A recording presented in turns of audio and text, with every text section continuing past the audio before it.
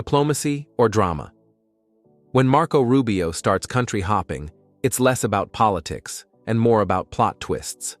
Jamaica, Guyana, and Suriname just became the unexpected set of Washington's wildest mini-series.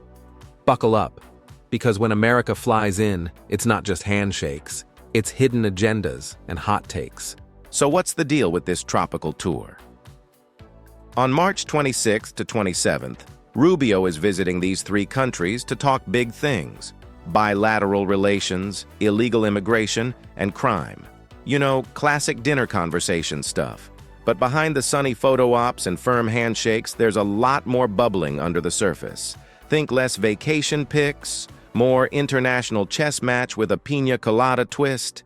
And let's not forget the optics. Whenever the U.S. visits smaller nations, there's always a dash of mystery. Who's really benefiting from the talks? Is this about mutual cooperation or quiet influence expansion?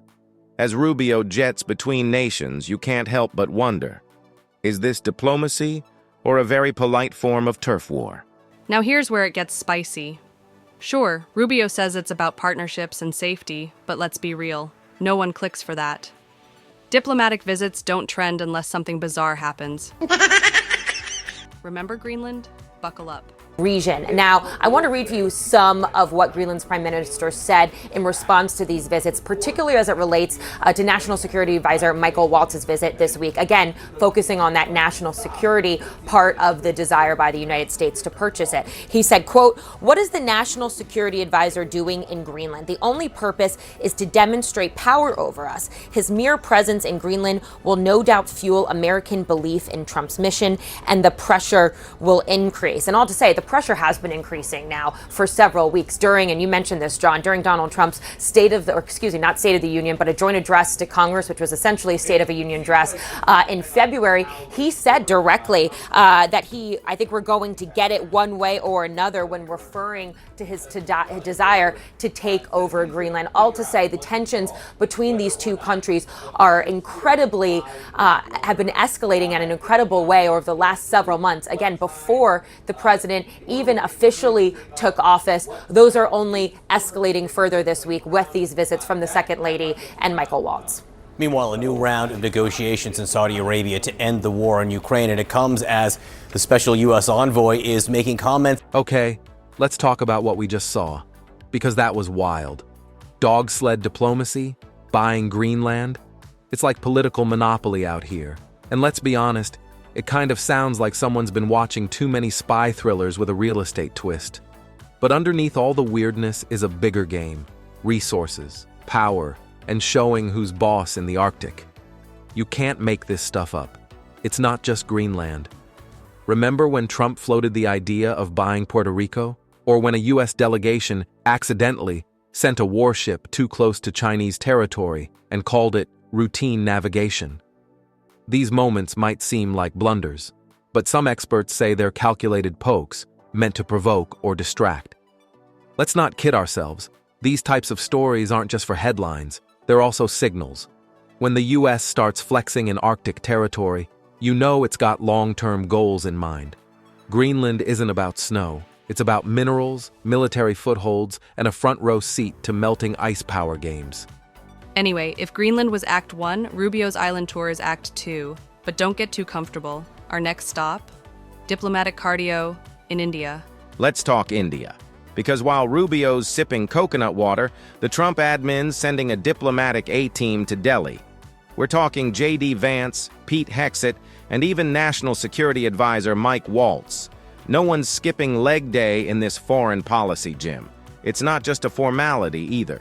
These are heavyweight meetings about defense partnerships, trade agreements, and making sure the U.S. doesn't fall behind in the Indo-Pacific. Think battle plans, but with name tags and buffet lunches. India's playing ball too. They know they're at the center of a global tug of war, and they're trying to keep both America and China close, but not too close. It's a tricky dance, and one misstep could mess up everything from chip supplies to missile placements. To be clear, India has its own game plan. They're not just playing sidekick here. They're investing in space tech, building defense corridors, and signing new pacts with countries like Japan and Australia. So this U.S. visit? It's just one move on a very complex chessboard. My friends, those who once collaborated in the massacre are now speaking louder than ever. You would expect Sheikh Hasina to say something like this, not the BNP, because they too have downplayed the liberation legacy in the past. So why the pivot now? Perhaps to differentiate themselves from the Jamaat and Yunus, or maybe the BNP is more politically savvy. This is a party that has ruled Bangladesh before. They know how the regional politics and equations work. They also know you cannot antagonize India. On its part, New Delhi has reached out to the BNP as well. The Indian High Commissioner met BNP leaders in September last year, and a second meeting was held last month. In February 2025, BNP leaders had dinner at the Indian envoy's residence. They later called it a candid discussion. Reports say India wanted to know about the ties between BNP and Jamaat, to which the BNP said they now worked alone. They also informed the Indian envoy about Yunus's pivot to Islamist forces. They said the liberal space had shrunk. Now, this is a very significant move because India and the BNP have not shared the best of ties. But Yunus's moves are bringing them closer. All of this shows India's flexibility in handling Dhaka. But it also exposes Mohammed Yunus's hidden agenda. I mean, the BNP has more reasons to hate Hasina than Yunus. Under her rule, the BNP chief, Khalida Zia, was jailed. Yet, the Bangladesh Nationalist Party is engaging with India and building ties. So let me get this straight. While Rubio's busy in the Caribbean, the rest of the team is speedrunning diplomacy across Asia? That's wild. It's like the US just opened a relationship app for global powers. Swipe right to discuss defense and trade. But seriously, these visits show the US isn't just sitting around.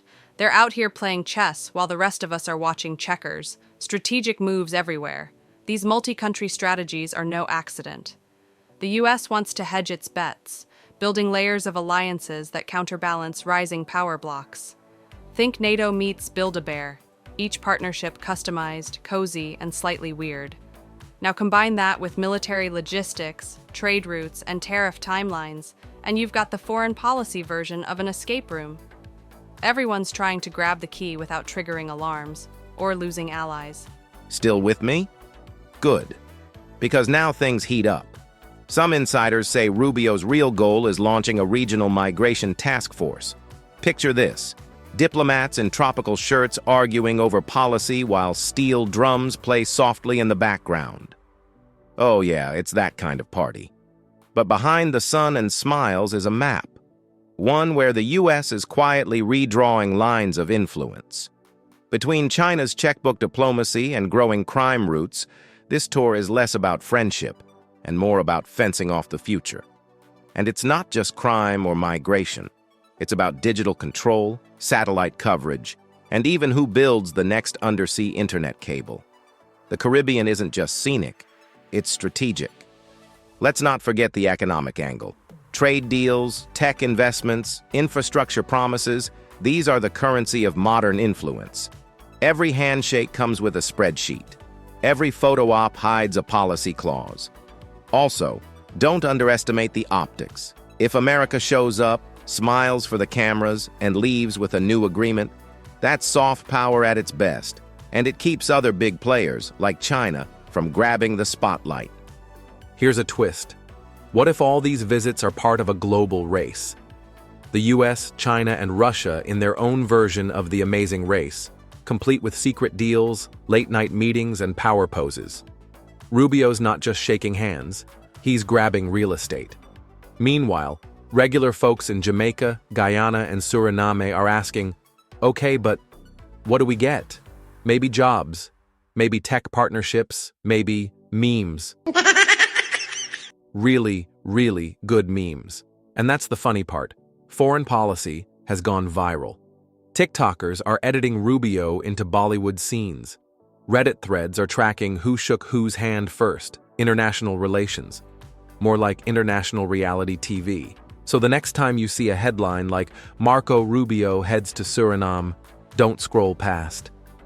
That handshake may just be the opening move in a 4D chess game.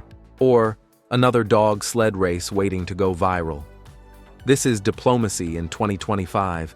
A little bit strategy, a little bit stand-up comedy, and always just a bit too dramatic. You laugh, you learn, and you never look at foreign policy the same way again. Don't forget to like, subscribe, and comment. Which country should the US visit next? And why should it involve sled dogs?